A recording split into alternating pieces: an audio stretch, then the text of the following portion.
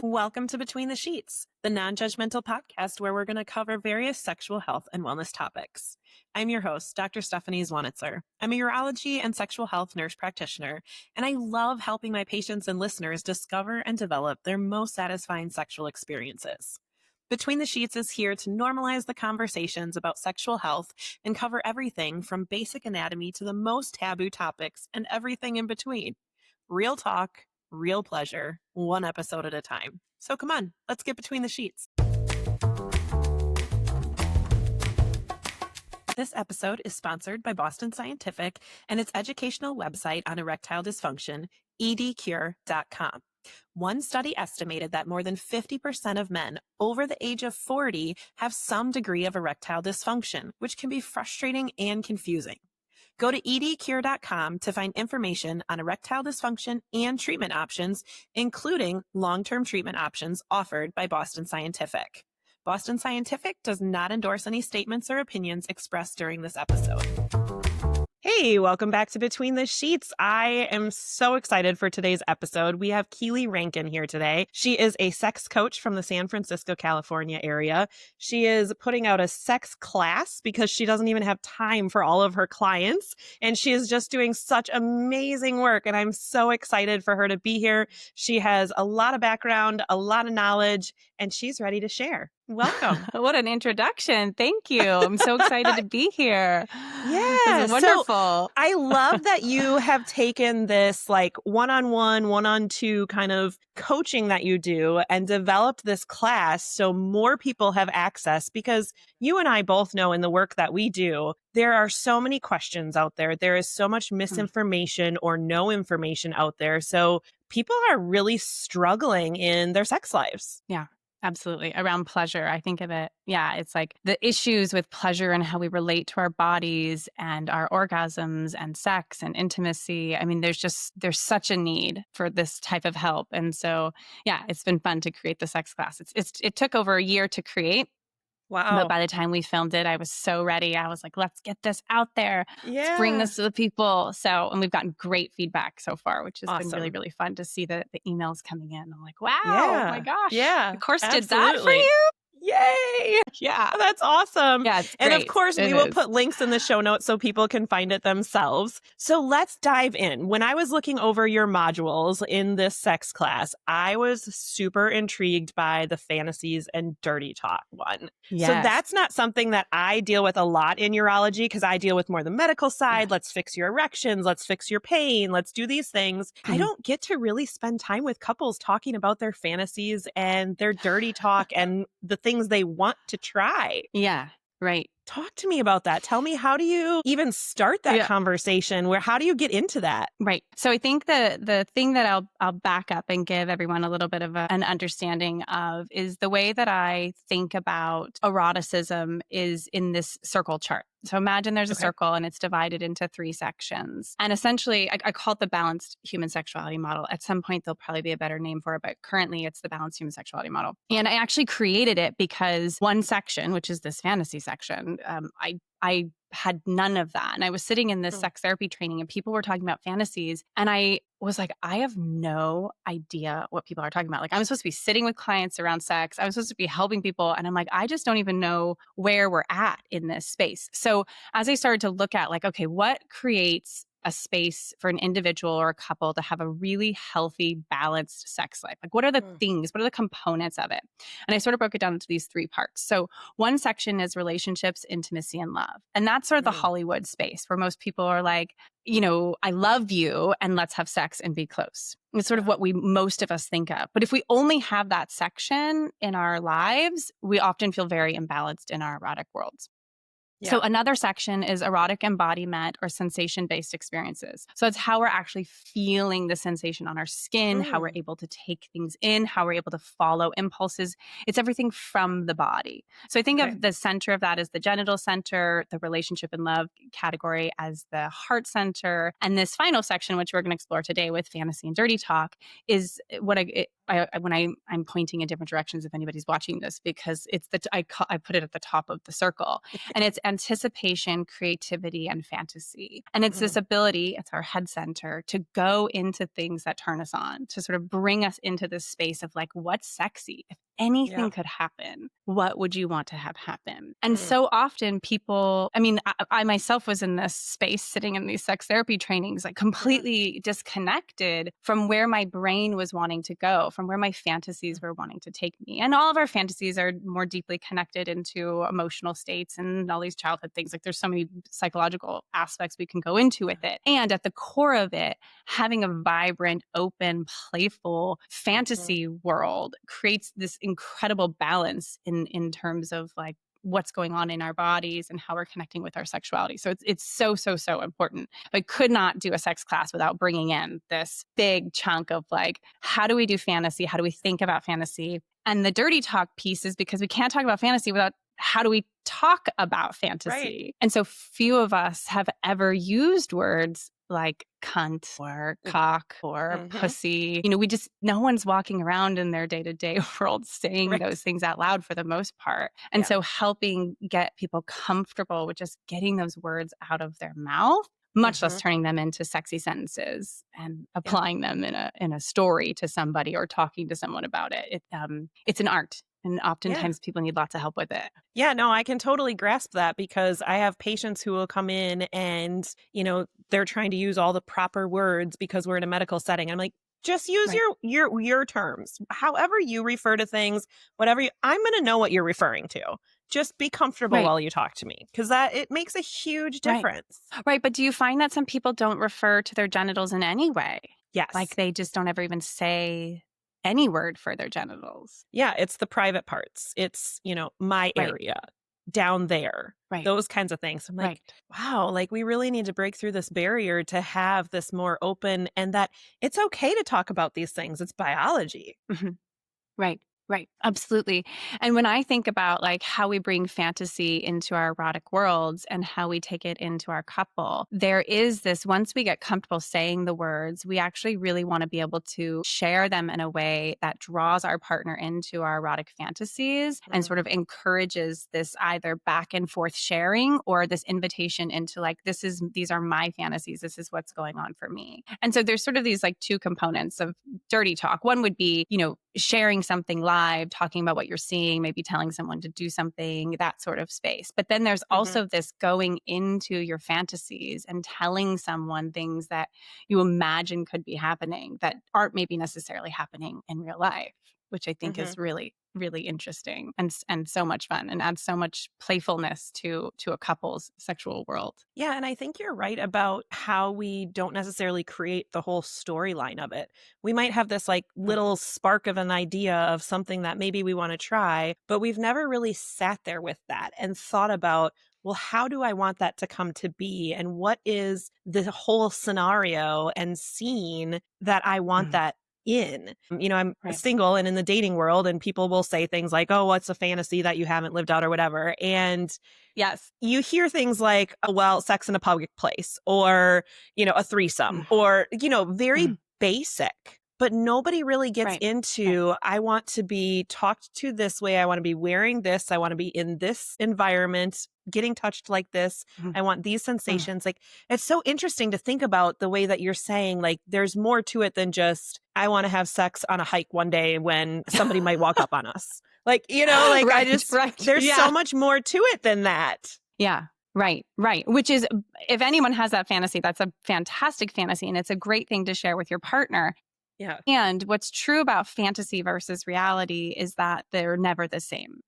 So say you have a fantasy that you want to, fuck someone in the forest and the person walks by. Well, what if the person walks by is a person with a teenager? Or what if the person that walks by is like an old creepy dude who comes over and tries to have sex with you guys?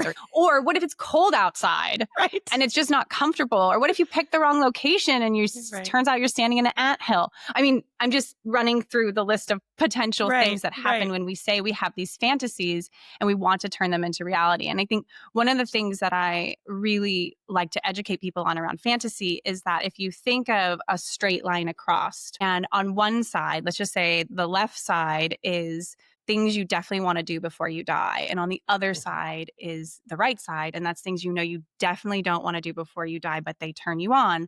There's a Hmm. whole slew of things in between where it's like, I'm not sure if I want to do that or not. And I think Yeah. when we take the pressure off of like, if it turns you on, you have to do it, then Mm. we start to get to play in a space where there's so much more room to be like, oh, that's actually really sexy. Like, oh, I've never Yeah. thought of that. But if we say everything you think is sexy, we have to turn into an actual reality, which let's just take the threesome, for instance. There's the fantasy of a threesome where Hmm. we can walk entirely through the moment of meeting the person and who are, all of these things where it happens, how it Hmm. goes down.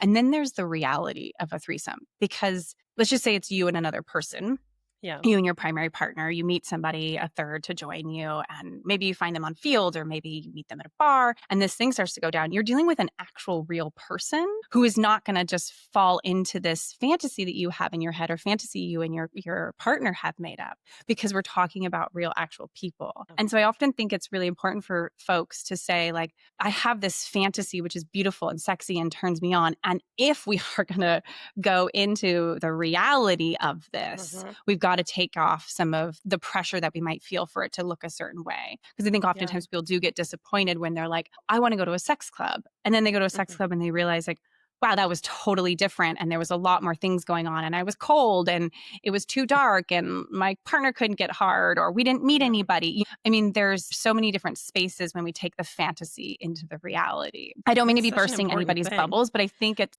so Yeah. important that we all get aware of the fantasy exists in this beautiful space that we Hmm. get to talk about and share, and it's entirely your turn on. It's Yeah. not necessarily based in reality, but it can be really exciting to take things Hmm. into reality. And it's going Yeah, to I be mean, it's different no such a matter what. great point. I hadn't really thought about that. And, I've had plenty of experiences where things didn't go well, sexually and otherwise in life. But, and so it makes total sense. But yeah, I guess you just pigeonhole sex in this, I don't know, I guess because porn is so scripted and things like that. So then you Yeah. get this idea that, okay, well, if I have a fantasy, it's going to play out the way I want it to because, well, all the porns play out the way they're supposed to and whatever. And so, yeah, it makes a lot of sense that we have to have that reality check. Yeah. And to not let it interfere with the fantasies either. I think that's such a huge, important part of starting to explore fantasy is like, we don't have to figure out in the moment as you're letting yourself open into fantasy. Because I think that was one of the things that really held me back. I was like,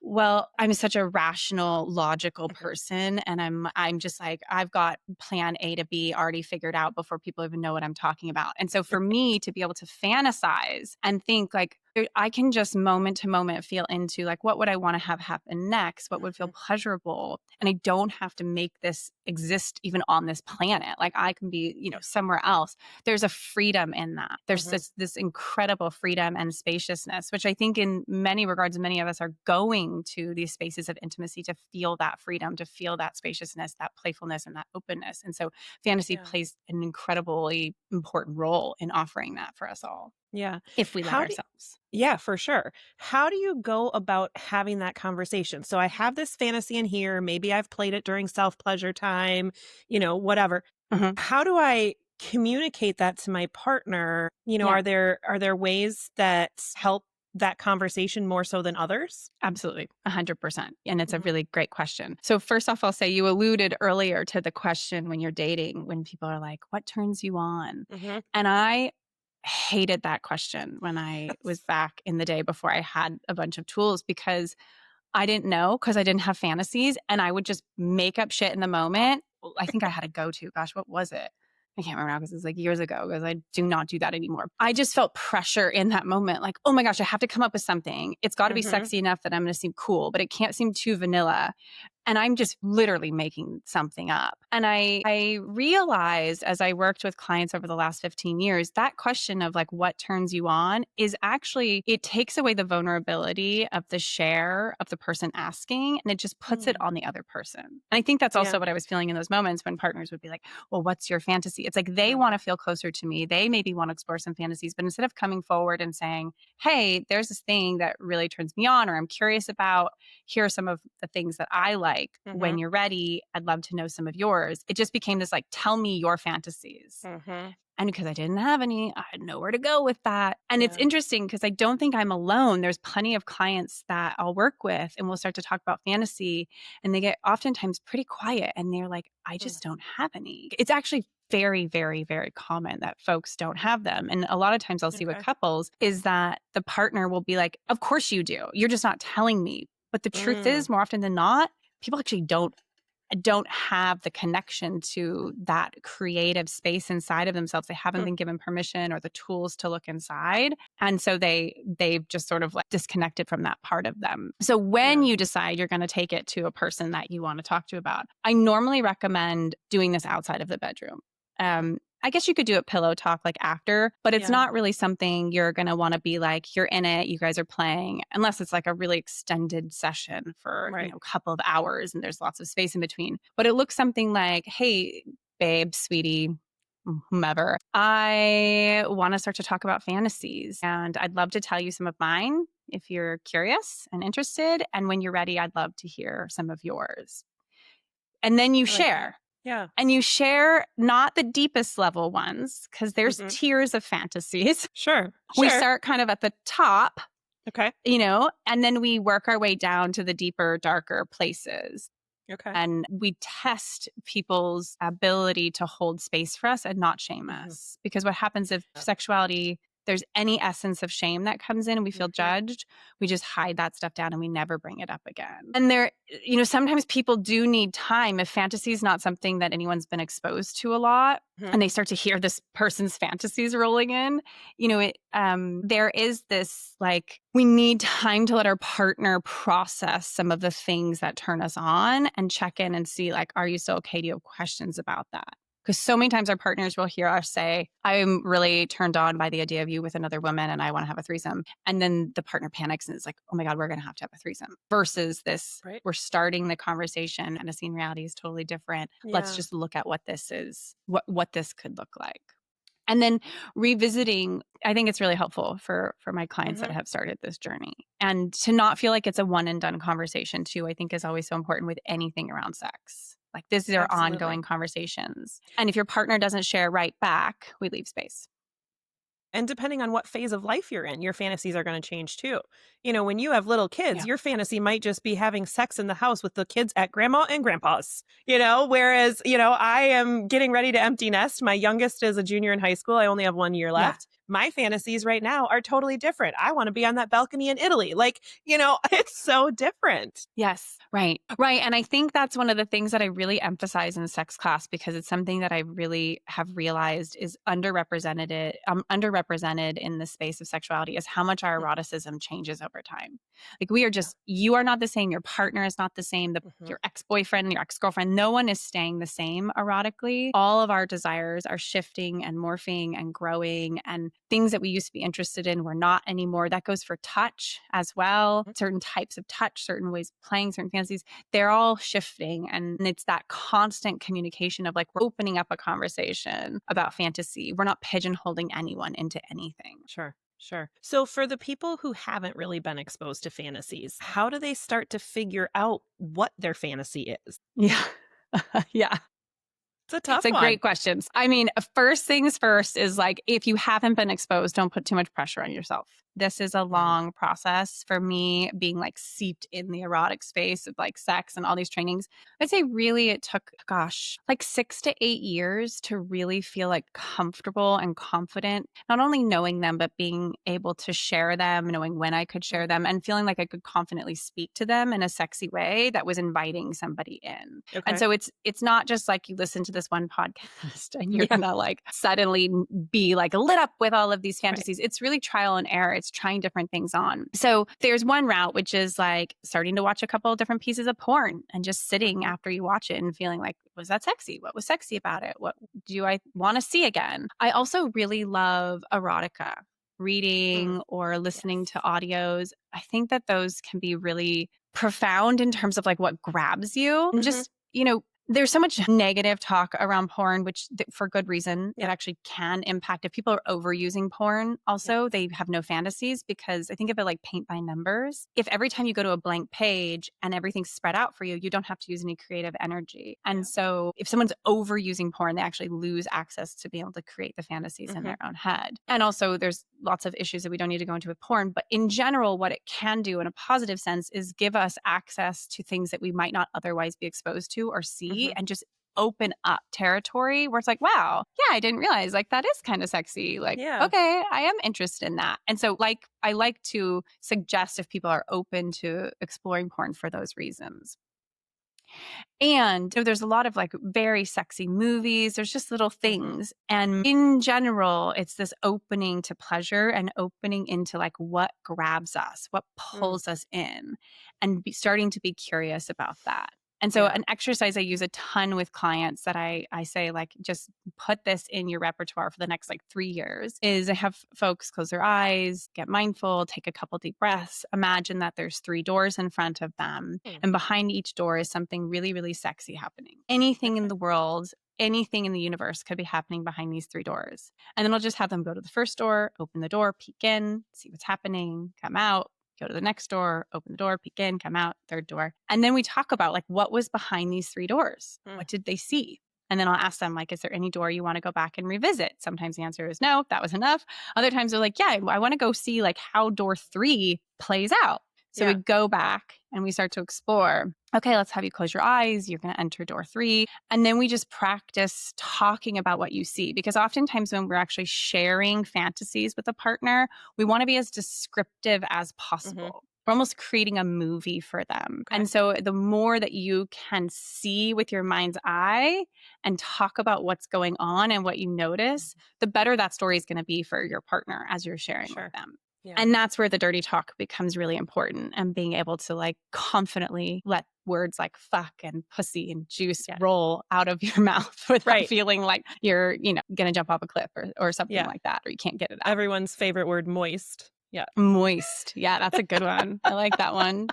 Yeah, it's so Moist. Yeah. interesting that you bring that up because it really, we're sitting here talking and I love the description of the 3 doors and seeing which one pulls you the most and that's getting to explore essentially 3 fantasies at once and then picking your Mhm. favorite of the 3 that's in your head at that moment. And just the way that you're saying to describe it, the sensations, the smells, the environment, all of it, everything that you can Yeah. think and see and feel and describing that, I mean, gosh, that alone could be super stimulating. Just that Oh my conversation with you gosh. and your partner. Right, right. So Yeah. sexy. Right. And I normally say to people too, I think folks get really hung up. Like, say you do have a good relationship with your fantasy world. You masturbate, you're really connected, you feel good about the fantasies that you have, but you've never explored speaking about it out loud. And I think one of the places that people get stuck is they feel like if they share a fantasy, they have to know exactly where the fantasy is going. And I really encourage people to lean into this space of like, you do not need to know how this ends. Like, Yeah. trust yourself and get used to trusting the impulses of what's pulling Mm. you into the next place. So that's why I actually love the doors because we're not committing to anything. If I Yeah. just say to someone, I remember when I started my practice and I was working in fantasy, I would say, like, tell me your fantasies. Some people you can do that with, right? Like, some Yeah. people will not panic, but a lot of people really, really panic in that moment for a lot of different Yeah. reasons. And so if you can say, like, we're not attaching to anything, like, let's just see what's there. Let's Hmm. just make some space, you know? For some Yeah. people, it's like every room is a different version of a massage, which is great. Mm. Like, let's just Yeah. start there. And then we'll just hang out and see. Like, the question to ask ourselves is if we wanted something sexy to happen next, what would happen? It's not the end. It's just what would be the next sexiest thing that could happen. I And love that's how that. we ride in the moment, a creative here, now, what's going on versus, oh, I've decided this is how the fantasy goes. And Yeah. I've already made it up in my head, which really is not that exciting, really, I think, at the end of the day. Like, we want that fresh, new, I don't know. And I think that helps it transfer into reality better too, because in Yeah, reality, not the whole scenario is going to be played out. It's going to change as you're absolutely. going. Right. Yeah. Right. That's Absolutely. awesome. Yeah, like say your partner's telling you some story about, a really common one is like you meet someone at a bar and instantly there's a connection and sex happens pretty quickly thereafter and it's a virtual stranger, right? Mm-hmm. And so if you're telling your partner that story and you're just touching, their genitals, and at some point you start to talk about touching genitals. And so you're kind of like acting out what's alive in the fantasy, but you Mm-hmm. can still go other places in that moment. I mean, yeah, I think there's just these webbing together. And Mm-hmm. fantasy really is getting to know someone intellectually, which is incredibly vulnerable, but Yeah. creates really deep closeness. Yeah. The other thing I like that you brought up was the erotica. That's something that I've brought up before, especially for women who struggle with arousal Yeah, and right. just being in the mood and wanting to have sex. And so I love that you can also do that to develop your fantasies. And Mhm. so you're reading these different novels just to help make sure that you're getting turned on and you're going to have that partnered time or solo time. And in the midst of that, you're finding these fantasies like, dang, this book really got me going. Or I didn't know Right. I was into a knight in shining armor versus a cowboy Right. versus a whatever, Yeah. And so Right. it's so cool to explore that. Right. And if we can ask ourselves, if we can notice that we're turned on and we can ask ourselves, like, like, what was it about that? Then we can expand out. Like, Hmm. I often think about like, there's sort of like core things that turn us on. And it's unlikely, I would say 99% chance that the core thing that turns you on is not going to be the core thing that your partner is turned on by. So we have Mm. to fan out from our core fantasy. Doesn't mean that they're not going to come over and play in our fantasies sometimes, but it's unlikely that they're going to want to stay just in that core place. And so we have to Mhm. fan out and see other options, other ways to play. And so having all of that space is really important. Yeah. Yeah. Oh, that's awesome. I love that. So, how do you kind of help your clients navigate? One of them really wants dirty talk in the bedroom during sex. How do you kind of help navigate? Like, there's versions of sexy talk. There's version. Yeah. Yeah. Right. But there's also, like you said earlier, Yeah. cunt and pussy. And for some people, those are sexy terms. And other people, they're major turnoffs. And I'm going to be done Right. having sex during those Panic. words. So, how do you Yeah, kind of like right, right. figure They out need what's going to work for vulva you? or yoni, Right. princess. Yeah, yeah, yeah. Yeah. Right. Yeah. So I mean, there is sexual mismatched couples Hmm. out there. And it's really tricky when those people are married or in a deeply Mm. committed relationship. What do you do when one person's like, I want to bend you over this couch and fuck you hard and try and get in your ass and tell you all these dirty things. Yeah. And the other person's like, I want to do eye contact and take deep breaths and have you stroke my body softly and tell me how beautiful my skin is and that you'll lay with me here forever and put your fingers in me Yeah. and slowly make me come over 3 hours, right? I mean, Right. these are just different turn ons. Yeah. And there's not necessarily an easy route through that. It's just communicating and talking about what people are open to. Sometimes it is as Yeah. simple as like, hey, can you switch your word pussy to yoni? Mhm. And that works. Yeah. There are cases where some people feel very, very intruded upon with dirty talk, Mm. that there's any sort of communication that happens that just feels uncomfortable for them. And Sure. it's just a conversation between the couple. What does Yeah. that look like? How does that happen? Maybe that partner that likes dirty talk does dirty talk while their other partner isn't participating necessarily fully with their body. It's like, there's ways Mhm. around it. Again, it's just Yeah. a question of seeing. And I think the thing is too, sometimes when I have had experiences with people where one partner is like, I really just don't like you talking. There Hmm. can be reasons why. So we'll explore in session, like, okay, I'm gonna have this person say something to you and tell me what you don't like, right? Tell me what happens in your Yeah. body, tell me what you're hearing. And it's often has a lot to do with the delivery and Okay. oftentimes a lot of shame. Like it's not okay to Mm. say these things. Again, this is a very huge blanket statement. Everyone's very Yeah. different and there's lots of Yeah. different things that can happen. But there's this feeling of like it's not appropriate to say those Mhm. things it's not who I am to let those Mhm. types of words come out. And so the question becomes like, is it truly that you're not turned on by that? Or is it that you're Mm. so kept in shame that you can't step out of that space for yourself? Right. And those are two different things. Like, I'm not turned on by this and I'm standing in my erotic power is very different than I don't have my erotic power and I feel really embarrassed about sex Yeah. in general. Yeah, that makes a lot of sense. Yeah. Interesting. So, all right. We've got these fantasies out there. We're doing what we think we are needing to do with our partner. So, what about partners who struggle with mismatched libidos or getting to that orgasm or whatever. Like, how do we kind of transfer from, all right, we have these ideas now, there's these things we want to explore, but like actually Mm, getting to it and doing things, because sometimes we've talked about mm, reality. Sometimes reality just doesn't line up with what we think we want or what we're going to do. And I have a lot of couples that come in for erectile dysfunction, but the bigger issue isn't just that he can't stay hard. It's that, well, he can't stay hard because he watches porn all the time and masturbates because she mm. is not in the mood, or Right. she has pain with sex. And so she doesn't want to do that Mm, more and things like that. So, right. there's so much more to a a coupled sex life, right? When you're by Yeah. yourself, you can decide everything. So, how do you kind of help your clients navigate the intricacies of just being together at the same time and desiring each other? Right. Yes. Just this small topic. Just, yeah, no big deal.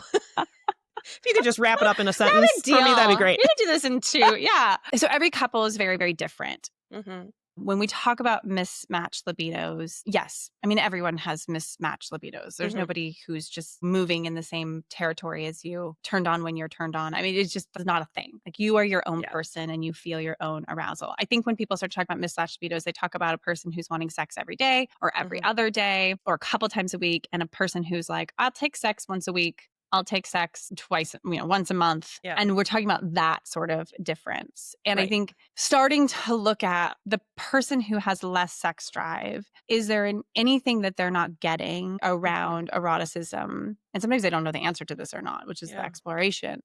Sure. They think might help them be interested in connecting more. And then the person with the higher sex drive is to help them look at, like, what is it that you're truly looking for when you go into this erotic space? Is it that you're just looking to come? Is it that you're looking for a deeper connection? Is it that you're looking for attention? Like, what's underneath that Yeah. drive? And none of this is to shame anybody. It's just to understand kind Right. of like what we're coming to these dynamics holding and what it's with. And then Yeah. it's just assessing, is there room for change and updating and exploration?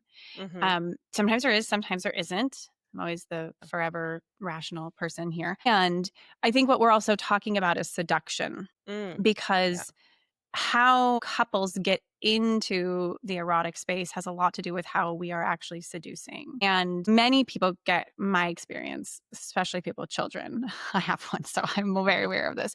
We get lazy. We're like, hey, you want to have sex Yeah. tonight? Because it's like, I'm not going to put in the 10, 20 minutes to see, like, if I Yeah. could seduce you. Like, I'm just going to ask if we're going to do this or Yeah. not. And I'm just going to go watch my show if we're not. Right. And so I think there can be this habit that we get into out of Hmm. practicality. And so it's shifting and turning back towards, like, how do we actually seduce each other? And because that's ever changing, which we talked about earlier, there's lots of different parts to that. The thing that worked Yeah. last week might not work this week, or the thing that worked 2 years ago in Greece doesn't work anymore over here Right. in, Paris or whatnot. Yeah. And so it's having that open-minded curiosity, the communication. I think the Hmm. piece that a lot of people don't think about too is that, like, there has to be safety within the couple first and foremost for people to want to be Yeah. sexual. So it's assessing emotional safety and closeness and seeing, Hmm. like, does each person here feel safe to be here, to be themselves Yeah. and to express themselves sexually? And once that's established, then we can start to look at, okay, like, what are turn-ons? Yeah. But I will say, more often than not, people just don't know what they are. It's not necessarily that they're not communicating them with each other. It's that they don't really know how they want to be touched. They don't know if they Yeah. want sort of a grounding, holding, maybe even like a slap on the face or something, or pull Hmm. of the hair, or if they want this slow, tender, just like cheek hold for Right. 45 seconds. And Yeah. so it's giving couples the opportunity to start to see what works for them and what feels good. Hmm. And I would say that's sort of like the starting place to sort of see, like, can we get that place where people are coming in saying they have mismatched libidos into a space where they feel more connected to each other, more interested Yeah. in that space. That Mhm. makes sense too. And I know like some people are morning sex is better for them. Some Right. people like later sex, so there's different times of the day. And so how can you compromise on that? Do you each, like, let's say you have one morning person, one night person. So you each get it once a week your way. And then Right. whatever else happens, kind of thing. Or, Yeah, but I think there's some negotiation to that too, there does because have to be. Right. you do want your partner to want you. You don't want it to be a Uh-huh. chore. You don't want them to be like, oh God, again. And so if Yeah. you can find that middle ground where you do get that turn on and you do get that seduction, I think that's super important. Right, right. Well, you're talking about the give or take of sex, Yeah. which there's this fantasy, if you will, around coming at the same time. And Mhm. that, we're in this mutual pleasure together. But Yeah. what's more true about sex is like one person's getting pleasure and the other person's giving pleasure. It's like Mhm. we're giving and we're taking. And so what you're speaking to here about this like morning, evening thing is like, how do we give to each other? And if we Yeah. don't have that safety, emotional closeness, I think we're much less likely to say like, yeah, I know my partner loves to have sex at night.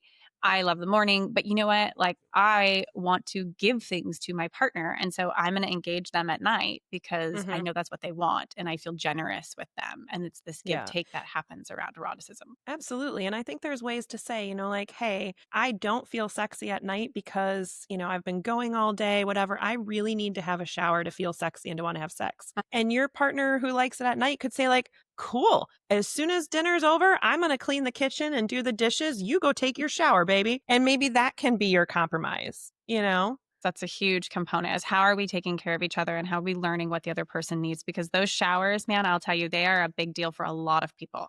There are a Yeah. lot of people who need a shower before sex and a lot of people who actually want a shower after sex too. Hmm. The Yeah. cleanliness component. Now, there's other people that are like sweatier, the better, like dripping sweat, let's do this, Yeah. right? Yeah. But Give it to me most dirty, babe. people, right? Most people are like, I want to feel like perfectly clean and Yeah. smell good. And, that I also think that has a component of like, there's a sensual aspect of wanting Yeah. nice lighting. Those folks also typically want nice lighting. They want Yeah. nice sheets. They don't want the room to be dirty or the house to be dirty. Hmm. They prefer sort of like the perfumes and the candles. Like, there's a whole essence that goes along with that. So, yeah, if you have a Yeah. partner that's like, I feel stressed at night, I don't really want to have sex, it feels like my whole day is going, trying that situation of like, I'll clean Hmm. up, you go take a bath. You Yeah. light a candle, and then, man, my husband does a great job of this. When I'm doing that, he'll bring me like cheese and wine in the bathtub. Yeah, Yes. he's like, Smart oh, okay, man. like you're, yeah, he's figured some things out.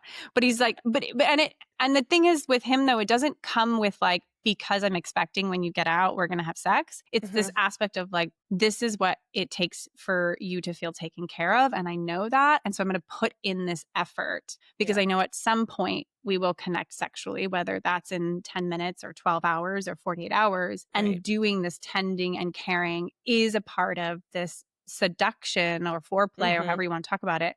It's ongoing. It's not just Yeah. 10 minutes before you want sex, we bring in seduction. It is an ongoing experience with our partner where we're seducing them. Yeah, absolutely. I completely agree with that. I like to tell my patients a lot that, flirting starts the morning of date night, or Yeah. ongoing or things, you really send that juicy text, call Yeah. during lunch and be, I can't wait to see you tonight, all the things Mhm. that just make you get connected throughout the day, even though you're separate at two different jobs or whatever. Right. And I think that that's so important to keep that connection. And then, like you said, it's that foreplay, it's that seduction that then you're ready to be intimate with each other and to Yeah. connect in that way. You're excited. You want to. Yeah. You've been thinking about it. You got fantasies going, right? Yeah. That's where that anticipation and fantasy really comes in too, because you can see one of the things that is so true when we first start dating someone, we are putting so much energy and effort into sex with them. We Yes. are planning dates. We're asking our girlfriends, what should we wear? We're Yep. buying new underwear. I mean, there's days that go into this sex Yeah. date, essentially, the Right. preparation and the what ifs. But then we get in a long-term relationship and we're like, you want to go to dinner tonight? We Yeah. lose a lot of that energy. And Yeah. so when we start to say like I'm going to put energy in a day or Hmm. 2 days before I know we're going to have this time together, that is difficult to get sometimes in a Yeah. couple with two people who are really busy. It Hmm. makes more space for that. Like, oh, okay, yeah, I'm starting to think about the things that I would want. I'm starting to think about getting close to you and getting Yeah. my body warmed up for that. Yeah, I love how it's all tying back into the fantasies and getting your mind a part of it as well. Like, our minds are our biggest Right. erotic organ. Like, your mind can do Mhm. so much for you. Right. It can. Yeah. Yes. It's so important. Yeah. It Yeah, truly, for truly sure. is. And when we separate from it, I do believe there really is this truly deep imbalance that people start to feel over time. You might not notice it right at the beginning of a new relationship because those hormones and excitement can override. Hmm. But over time in a long term relationship, if we're disconnected from fantasy, I think people really start to feel like there's nothing here. There's nothing here Yeah. for me to think about. There's nothing here for me to be excited about, which can have a huge Yeah. component of like what's happening with mismatched libidos, actually, Right. right? Yeah. Where's the fantasy? Where's the anticipation? Where's that energy at? Yeah, absolutely. I think, for a lot of couples that, will tell me things about their sex life because they're telling me certain aspects of their sex life. So then they just tell me everything, which is fine with me. I love it, especially when I actually have time for it. But, Right. I think it's just so great when they get to the point where they understand it's not just he wants more sex, I want less sex. There Mm, are different components to it. right. It's what do I actually want? What does he actually want? And how can we get Mm, those things? And if they can start talking about it, that is such a game changer. right. Absolutely. Right. To take the shame away and the Mhm. blame, because I think a Yeah. lot of times when we start to have conversations around sex, because there's just not enough people talking openly about sex and it feels really Mhm. scary. And we all come with all these stories and all of our histories, and people start to get really blamey because they feel a lot of fear. And it's like, well, things aren't going right. And so something's wrong with you or something's wrong with me. But oftentimes it's not, no one's in trouble. It's no one's fault. Right. Like, we're not going to get to anywhere blaming each other. Yeah. There is time where we need to resolve hurt feelings and look at resentments and move through those places. But oftentimes it's like, can we just lay down the swords, unless that's sexy for you, but like, Yeah. lay down the swords and take a deep breath and just start to have a conversation and notice where the trigger is. Because I think sometimes people hold back to telling fantasies because they're worried my partner is not going to be okay with it. I can't Mhm. tell my partner that I fantasize about a blowjob because I know that they don't like it. And I'm worried if I tell them it's going to upset them. Or I can't tell my partner Mhm. that I fantasize about shower sex because we've only ever had sex, in the bedroom. And that's going to make them feel like I've been withholding from them. And there's all these reasons that people stop sharing out of fear that they'll be judged. Again, that's Yeah. that choosing to share fantasies up here. And as we get to know people more and we build trust and safety, we go down further and further. Now, I picked for some people, those would be very intense shares, but I think there's a lot of people who are like, well, those aren't even fantasies. What are you talking about, Yeah. Keely? But everyone's starting at a different place. Yeah. And so for someone who's listening right now and they're like, I'm really connected to my fantasies, but my partner's never shared any, that actually may be where your partner is in this Mhm. category of like just the blowjob space. So Right. it is also seeing our partners for where they are without panicking. Like, well, if they're up here, they're never going to get down here. And Right. it's taking a deep breath, giving them space, knowing that this process can take a long time. There's no need to panic. It's Right. just starting the conversations. Yeah. Absolutely. I love that. And there's people like you that can help. Yes, right. There are people here Yes. to help you. You do not have to navigate this all on your own. That's true. Yes, yes, because we did. We all came from different backgrounds, whether it was religious and purity culture, Mm, whether it was, I had a guest on here whose dad owned a strip club and he grew up in the strip club, and that was his life. So right. he was always around sex. So he's very comfortable with sexuality. And there's other Mhm. people who, you wait until you're married, you don't do anything, and then all of a sudden you're supposed to be the sex goddess on your wedding night.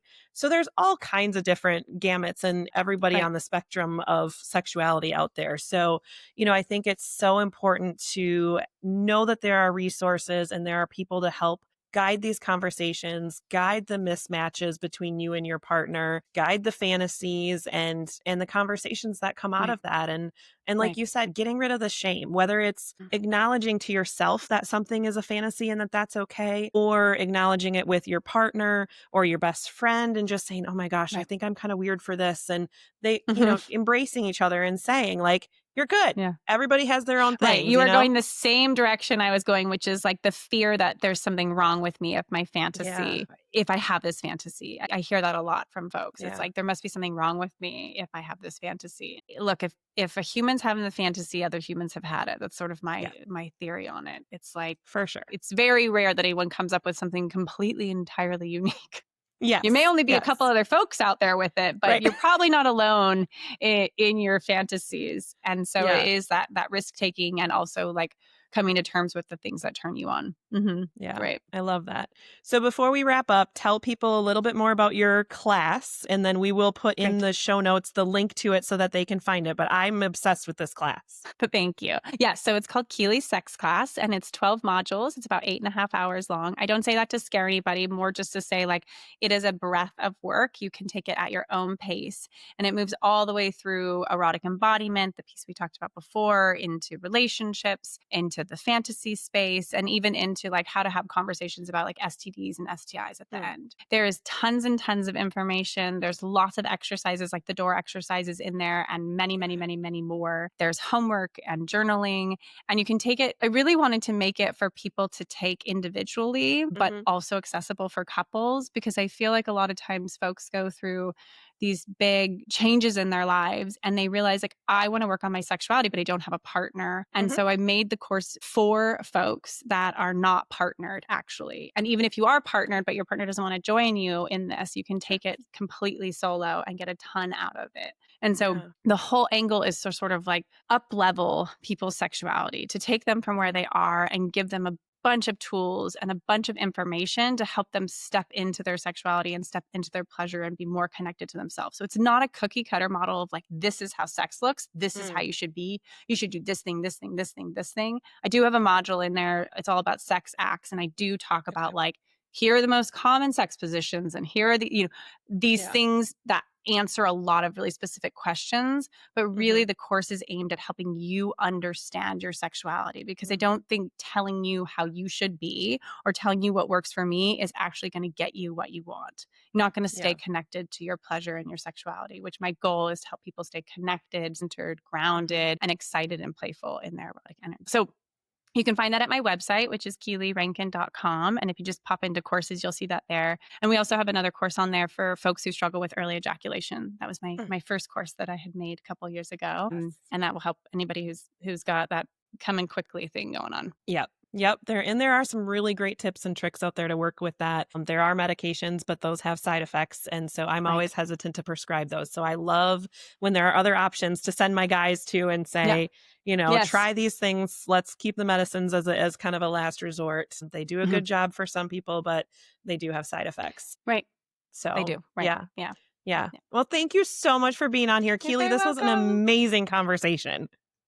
Oh, I had such a great time. I hope people find it really, really helpful. And if anybody has any questions, feel free to reach out and hopefully I can answer them. Awesome. Thank you so much. And of course, we will put the links in the show notes. And thank you everyone for listening. We will see you next time when we get between the sheets again.